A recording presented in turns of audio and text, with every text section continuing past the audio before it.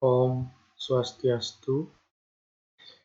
Perkenalkan, nama saya Ido Bagus Madi Mahendra Wisma, dokter muda bagian Departemen Anestesi dan Terapi Intensif Fakultas Kedokteran Universitas Udayana di Rumah Sakit Umum Pusat Sanglah.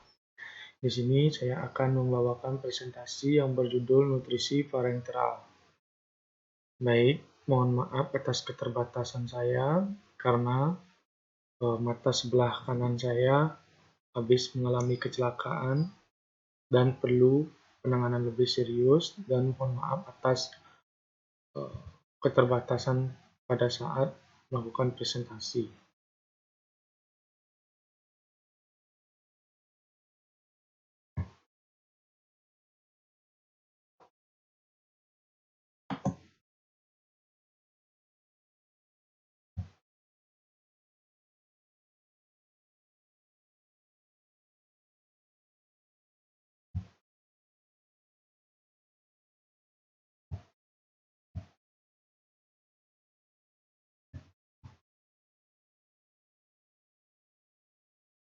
Nutrisi parenteral merupakan nutrisi PN adalah suatu bentuk pemberian nutrisi yang diberikan langsung melalui pembuluh darah tanpa melalui saluran pencernaan. Jadi, merupakan nutrisi yang diberikan langsung melalui pembuluh darah tanpa melalui pencernaan. Total PN atau TPN yaitu akses vena sentral, volume dan konsentrasi tinggi, serta kebutuhan energi yang tinggi. Perihal TN-PPN-nya adalah osmolaritas kurang dari 900 mOSM per mililiter, pemberian jangka pendek 7-10 hari, kebutuhan energi tidak tinggi, tidak adanya restriksi cairan.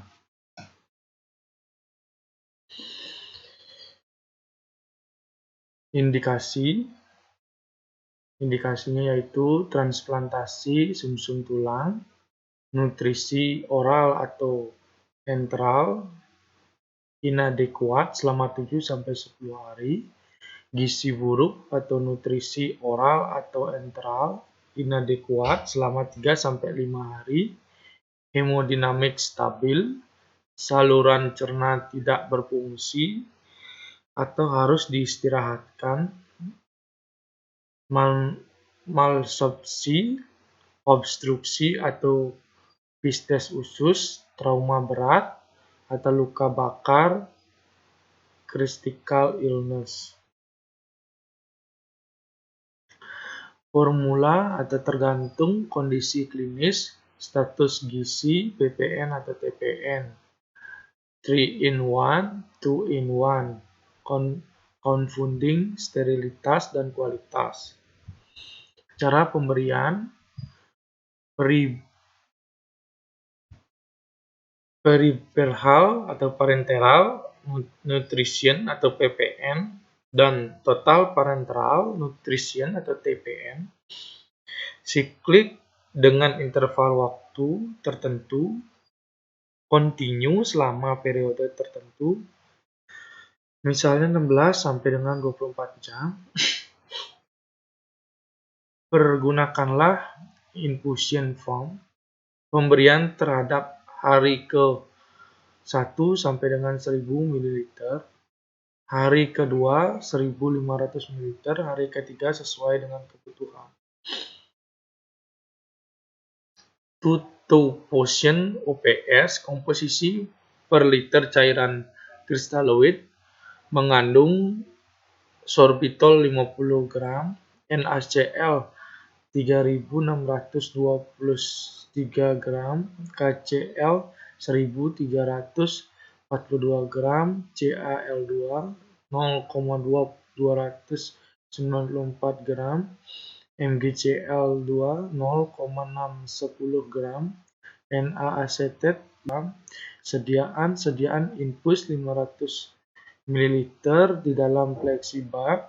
Tiap box terdiri dari 10 flexi box.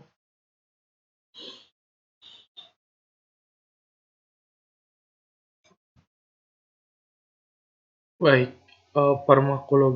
farmakologinya pemberian elektrolit lengkap untuk memenuhi keadaan dehidrasi, hipotonis, kehilangan cairan intraseluler, sorbitol berperan sebagai nitrogen atau sparing, melindungi dari pemecahan protein, indikasi memenuhi kebutuhan air dalam elektrolit selama masa praoperasi dan pasca operasi, memenuhi kebutuhan air dan elektrolit pada keadaan dehidrasi, isotonik, dan kehilangan cairan intraseluler, memenuhi kebutuhan karbohidrat secara parsial, dosis 30 ml per kilogram berat badan per hari, kontraindikasi gangguan ginjal, intoleransi terhadap fruktosa dan sorbitol, defisiensi fruktosa 1-6, dispostase, keracunan metil alkohol, peringatan dan perhatian gangguan fungsi ginjal, hiperkalemia, hiperhidrasi, bukan untuk terapi syok, retensi cairan dan natrium, efek samping demam nyeri pada tempat injeksi, trombosis vena, fleksibilitas,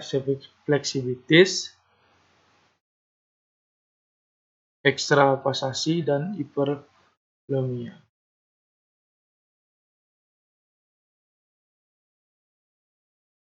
Interaksi obat larutan titopusin OPS mengandung ion Ca+, penambahan fosfat anorganik akan menyebabkan pengendapan.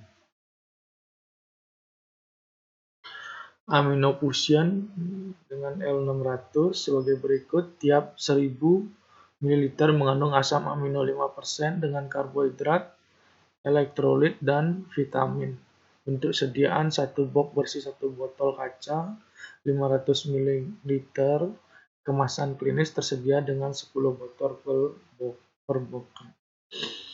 Farmakologi larutan untuk memenuhi keseimbangan asam amino dengan karbohidrat, vitamin, dan elektrolit.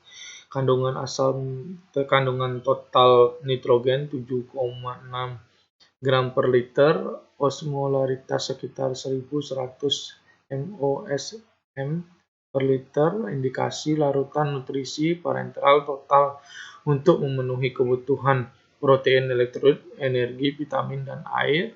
Kontraindikasinya, larutan ini tidak dapat digunakan pada pasien dengan syok, penyakit ginjal berat, gangguan fungsi ginjal yang tidak diketahui, hiperkalemia, interloksi, fruktosa, sorbitol, defisiensi, keracunan metil alkohol, gangguan metabolisme asam amino.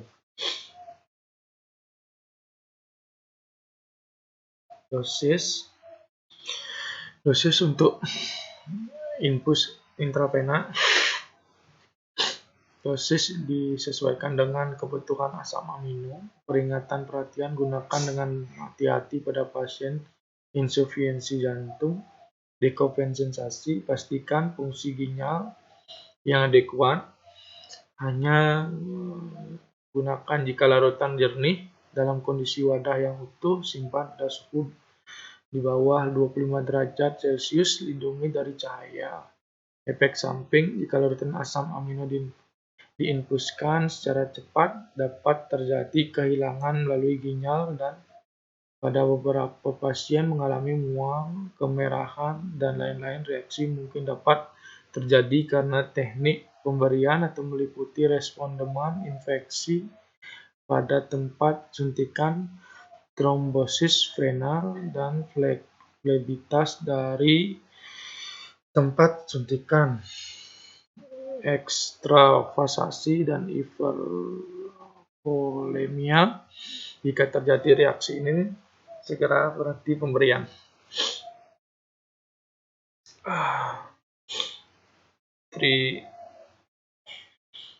Triopusin, komposisi per liter triopusin 5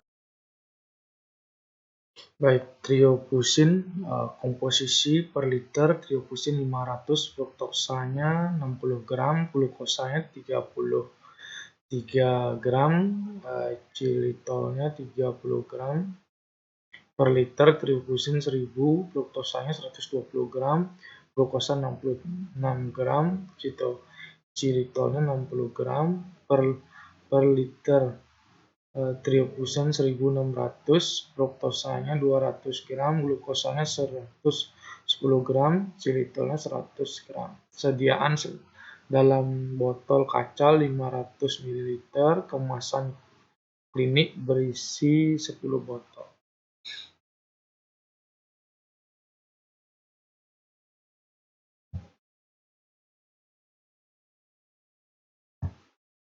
Baik, farmakologi triofusin 500, larutan karbohidrat 12% yang mengandung fruktosa, dekstrosa, dan xilitol dengan perbandingan 2:1:1, osmolaritas 700 mOSM per liter. Triofusin 1000, larutan karbohidrat 24% yang mengandung fruktosa, dekstrosa, dan xilitol dengan perbandingan 2:1:1, osmolaritas 1400 mOSM per liter. Triofusin 1600, larutan karbohidrat 40% yang mengandung fruktosa, dekstrosa, dan xilitol dengan perbandingan 2:1:1, osmolaritas 2500 mOSM dan per liter. Indikasi infus karbohidrat untuk nutrisi parenteral parsial dan total. Dosis hanya untuk infus intravena. Triofusin 1600 hanya diberikan melalui kateter vena cava. Dosis maksimum setara dengan 3 gram fruktosa atau 6 gram karbohidrat total per hari per kilogram berat badan per hari. Pada nutrisi parenteral, total separuh dari dosis harus diberikan pada satu waktu, diikuti oleh tidaknya diberikan 2 jam sebelum infus dimulai lagi. Kecepatan infus setara dengan 0,25 mg fruktosa atau 0,5 mg karbohidrat total per hari sebagai pengganti gula. Kontraindikasinya, larutan karbohidrat tidak digunakan pada pasien dengan kondisi hiperhidrasi, misalnya intoksikasi air, dehidrasi, hipotonik, hiperglikemia berat tanpa insulin, intoleransi fruktosa, sorbitol, defisiensi fruktosa, 1-6 dipostase.